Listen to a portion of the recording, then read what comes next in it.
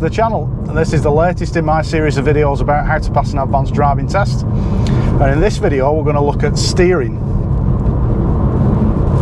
So you might think that steering is a fairly fundamental basic of driving. It's the sort of thing that you learn the first ever driving lesson, first time you get in a car. And actually we've been probably learning it a lot earlier than that, when we were sitting as a passenger in a car and watching other drivers steer the car down the road. There's a few things you need to know about steering, and I'm going to split it into two sections this video. I'm going to start with what outcome we're looking for, and then I'm going to look at the techniques that will give you that desired outcome. And then at the end, as usual, I'll give you an idea what the IM are looking for, what ROSPA are looking for, and what the police and emergency services are going to be looking for from your steering, both outcome and technique. So let's start with outcome. What are we looking for from the steering? Well, as with anything in advanced motoring, we are looking for the smoothest possible steering. So first of all, that means not making any sudden moves at the wheel, not asking the car to respond immediately to your input. I like this terminology around letting the car know what you're going to do. So you have to sort of introduce the steering rather than suddenly expect the car to respond to a steering input. Now, you don't need to be a mechanic, but it is worth thinking a little bit about the mechanics of the steering and how it works and what you're doing when you're turning the steering wheel. So, attached to the steering wheel is the steering column that goes down to the steering rack. At the end of the steering rack are a couple of arms that go out to the uprights, the back of the wheel, the front wheels.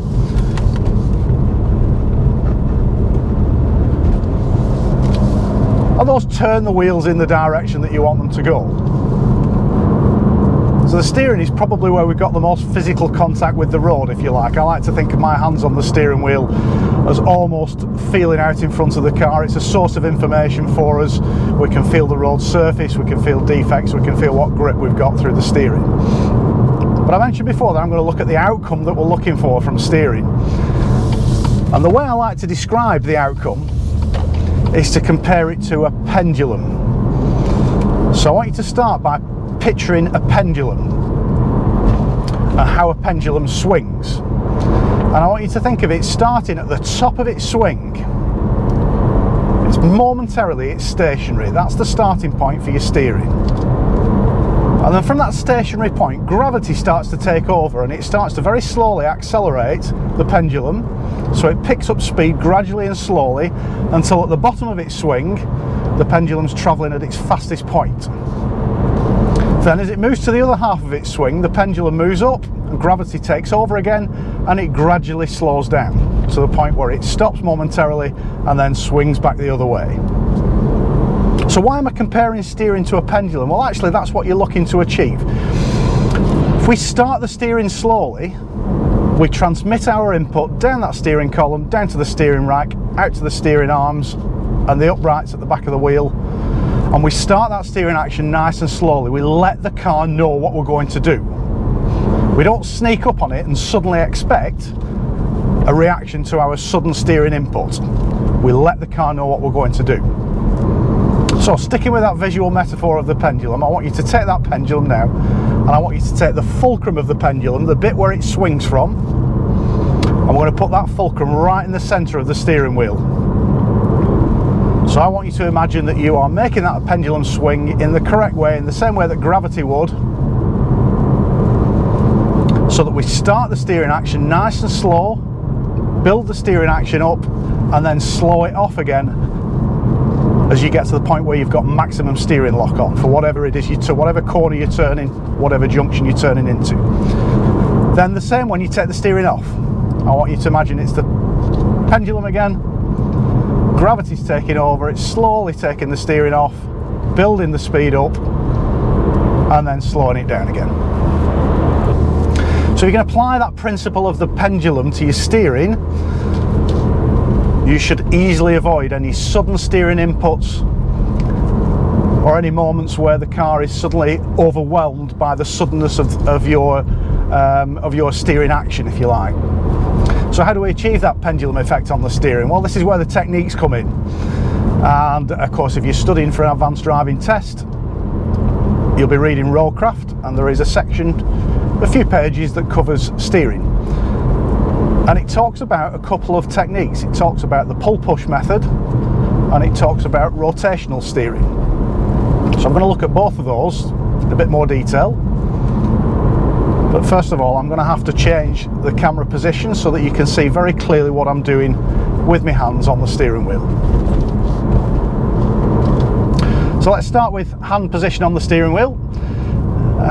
Preferably if you've either got your hands at 2:45, imagine the hands of a clock, my hands are at 2:45 now, or 1:10 on the steering wheel. Either of those is preferred. Don't really want to see any of this. One-handed steering should be avoided, unless for some physical reason. Obviously you can't avoid steering with one hand. One-handed steering tends to weight the steering in the direction that you've got your hand, and the car can wander a little bit, and you're not in full control if you've just got one hand on the steering wheel. So that's to be avoided if we can do. Now clearly at times you're going to have to take your hand off the wheel to operate some of the car's controls. That's fine. But the majority of the time when you're driving along, and especially on an advanced car test, there's an expectation you'll have both your hands on the wheel, 2:45, 1:10, in a good position to control the car. Now it's worth mentioning that a good driving position is really important in this respect. So I've put a link in the description below to my video on how to get the best driving position in the car, and that will allow you to have the best control over the steering wheel and be in a position in the car to apply the correct steering techniques. So, steering techniques. Now, back when I did my advanced car course in the police in 1995, there was a real fixation on technique, and there still is within a lot of police and emergency services. But the technique that we employed back then in the police was pull push, and it was almost a fanatical pull push system. Even for the slightest deviations like this here, there will be a small pull push action going on where I'm pulling down with the left hand and just mirroring that with my right hand on the steering wheel. I'll describe that in a little bit more detail shortly.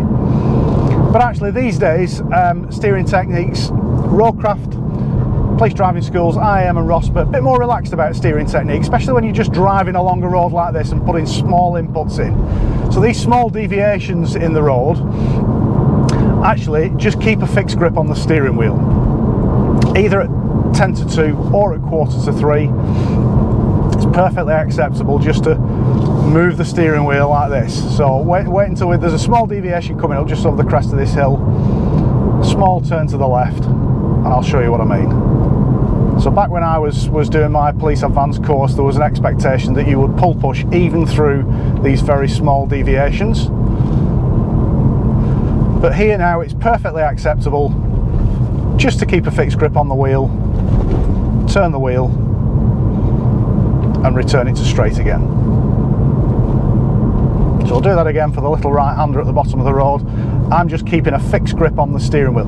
Now that is acceptable up to about 90 degrees of turn on the steering wheel. And 90 degrees in most modern cars will give you quite a lot of steering.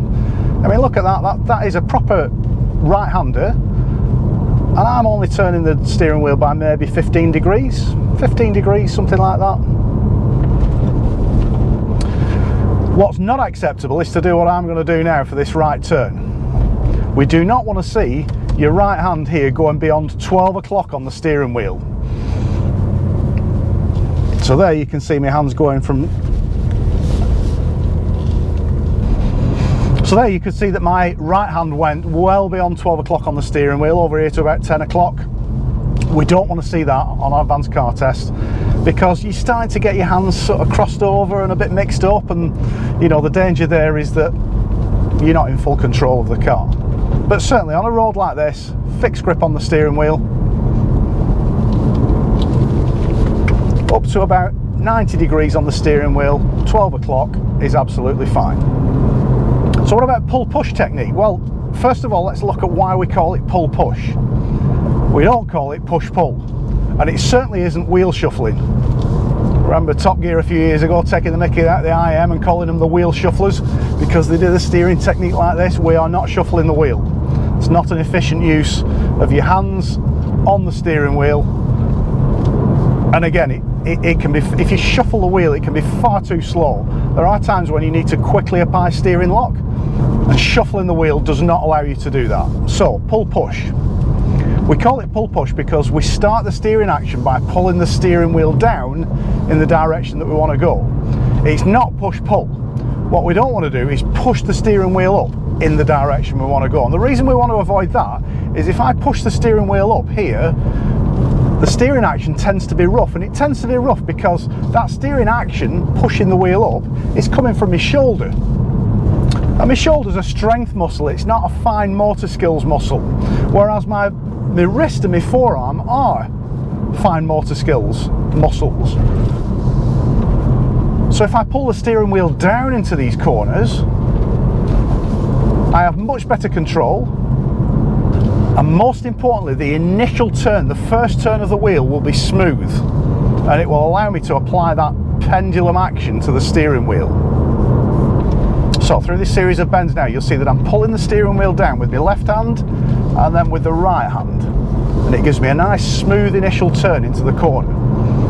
So the other thing to bear in mind with this technique is at some point you might need to put some more lock on. So just a bit further down this road is a right-hander. It's quite a tight one, and you'll see that the first thing I do is I move my right hand to the top of the wheel, leave my left hand where it is. Then I'll pull the steering wheel down, and once my right hand gets here, parallel to my left hand, that's when I'll start sliding my left hand down the steering wheel, ready to apply some more lock. So let's just watch that now. Right hand up on the wheel, pull the steering wheel down, left hand mirrors it, and then left hand pushes the steering wheel up. Now that's not shuffling the wheel, but the important thing to remember is the first thing I do is I move my right hand up. I do not move my left hand down, and this is a really common fault. Even with really good advanced drivers, you will see that on approach to a corner like this, instead of moving the left hand up, the right hand moves down, and the first thing I see then is them pushing the steering wheel up. And that's not the correct technique. It is pull push, not push pull.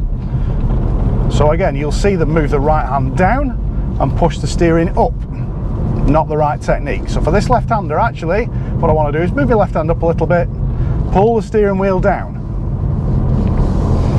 Right hand up, pull the steering wheel down. Left hand up, pull the steering wheel down, and right hand up to pull the steering down. And my left hand's just mirroring what the right hand's doing. So remember that, even the observers, even the expert drivers amongst you, a lot of you get this wrong. Here's a tighter right-hander. Right hand up on the wheel, pull it down, left hand down now, ready to put more lock on, but actually I didn't need it that time because it wasn't quite as tight, but it was ready to put more lock on. But I don't move the left hand down first. For a tighter turn into a junction, right hand up, pull the steering wheel down, push it back up with the left, and even grab a little bit more with the right then, so you can see that the hands are doing this.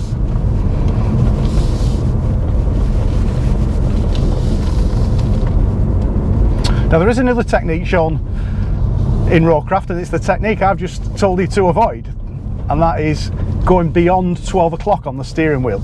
It is occasionally acceptable to do that, and that would be, you know, when you're doing slow speed manoeuvring. So I have a little saying as far as slow speed manoeuvring is concerned, and that is slow car, fast hands. And sometimes you need to very quickly put lock on, and under those circumstances, just occasionally, when you're reverse parking into a space or doing a parallel park, it might be appropriate just to cross your hands very briefly on the steering wheel, but only really under those circumstances. On police driving courses, if you're taking part in a security escort course, pursuit driving, things like that, there are times when you need to get some lock on very quickly, and again, it might be acceptable for you to just take your hands beyond 12 o'clock occasionally on the steering wheel, but it's only under those specific circumstances. Now, going back to your fixed grip position on the steering wheel, it is perfectly possible to do pull push by keeping your hands in this position on the wheel. You've just got to consciously pull the steering wheel in the direction you want to go. That's why I prefer to drive with my thumbs hooked through. Some people will tell you that you shouldn't drive with your thumbs tucked through the steering wheel because in the event of an accident you might break your thumbs. Well, in all my years in the police and attending road accidents, I never met anybody with broken thumbs in a road accident. I've got a friend who's an accident investigator who will tell you the same thing. The only time you avoid putting your thumbs through the steering wheel is if you're driving off-road and there's a danger that the steering will kick back quite hard in your hands, and that could give you a bit of an injury. But on the road, I tend to hook my thumbs through the steering wheel, and there's a very specific reason for that. That's because that allows me to pull the steering down in the direction that I want to go whilst keeping a fixed grip on the steering wheel. So here I'm pulling down with my right hand, my left hand's just along for the ride. Same here, I'm pulling down with my right hand, just using the thumb there to pull down, and effectively I am using a pull-push steering method, but I'm not actually moving my hands around the rim of the wheel. So for this rotational steering, keep a fixed grip on the wheel, always think in terms of pulling the wheel down into the corner, not pushing it up. So let's just go through a few little corners now, and I'm going to employ sort of a variety of these different steering methods. So this first corner here, very tight right hand sort of hairpin bend. So for here, this will be pull push all day long. Right hand up, pull the steering wheel down, left hand down, push the wheel up, take the steering off. For these series of bends here, fixed grip on the steering wheel. I'm pulling the steering wheel down with my left hand to make sure that the input is smooth and consistent. For this one, again, fixed grip on the steering wheel, pulling down with the right hand, not pushing up with the left hand.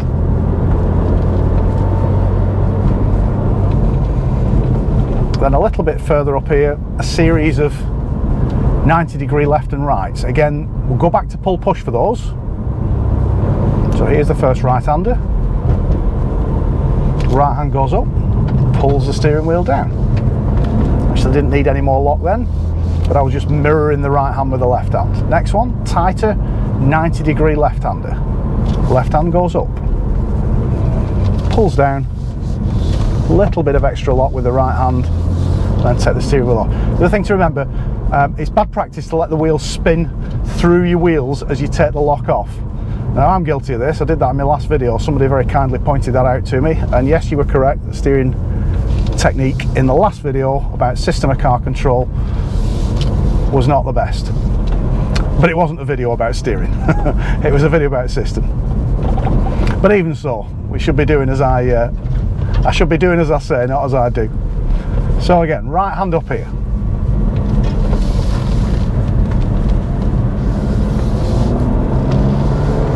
So when I take the lock off, I am physically turning the wheel back to the straight again. I'm not just allowing it to return through a loose grip on the steering wheel. Here, a bit of a fixed grip, right and left, consciously pulling the steering wheel down. So there we go, that's steering.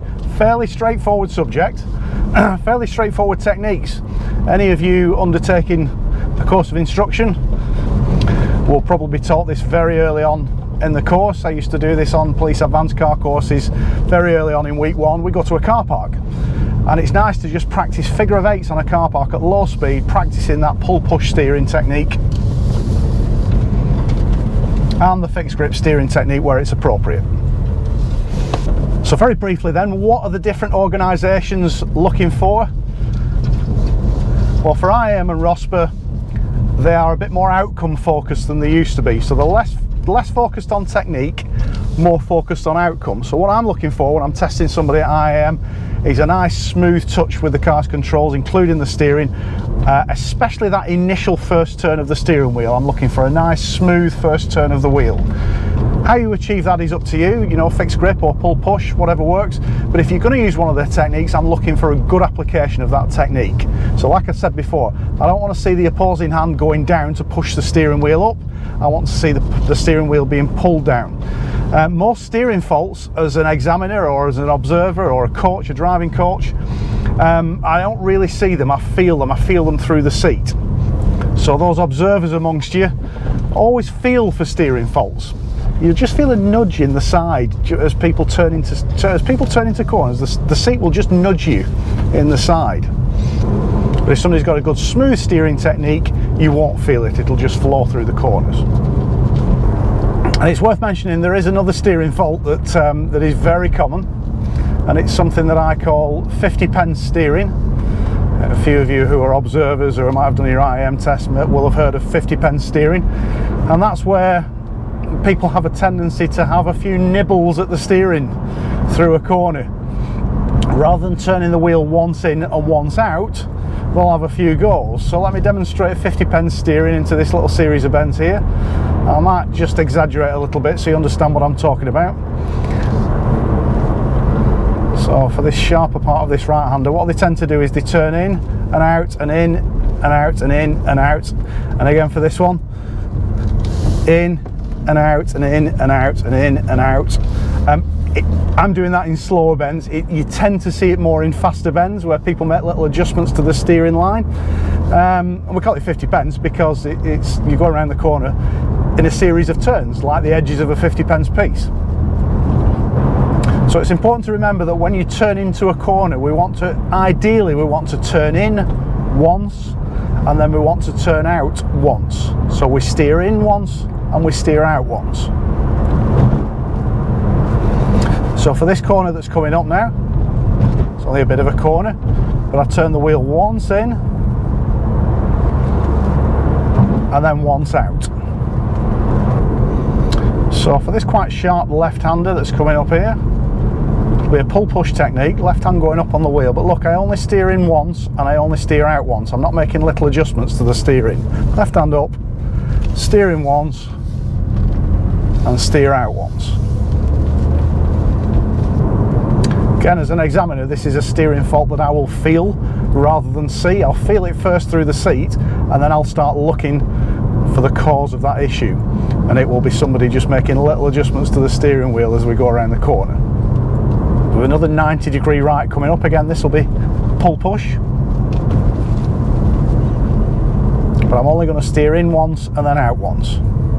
So right hand up, looking through the corner, steer the car in once and then out once, and then a little series of bends up here on a national speed limit stretch of road where I'm more likely to be keeping a fixed grip. Same again, we steer in once and out once, in once there and then out.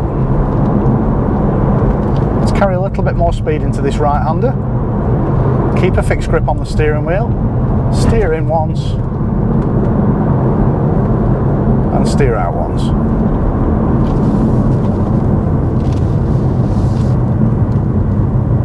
So yeah, try and avoid 50-pen steering.